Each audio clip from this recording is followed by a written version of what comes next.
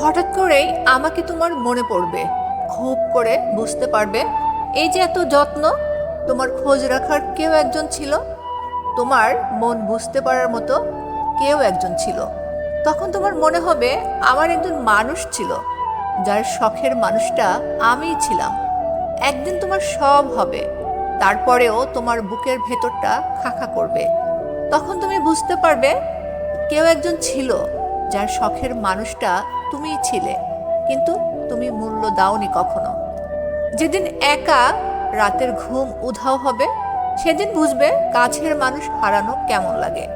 তুমি যখন সফল হবে, তখনও হৃদয়ের কোণে একটা শূন্যতা তোমাকে কামড়াবে। লোকের ভিড়ে থেকেও তোমার ভেতরে এক অদ্ভুত একাকিত্ব কাজ করবে, তুমি সেটা লুকোতে পারবে না। তখন মনে পড়বে কতবার আমি তোমাকে বুঝেছি, অথচ তুমি আমাকে ভুল বুঝেছিলে। হাসির আড়ালে জমতে থাকা আফসোসগুলোও ধীরে ধীরে তোমাকে পোড়াবে।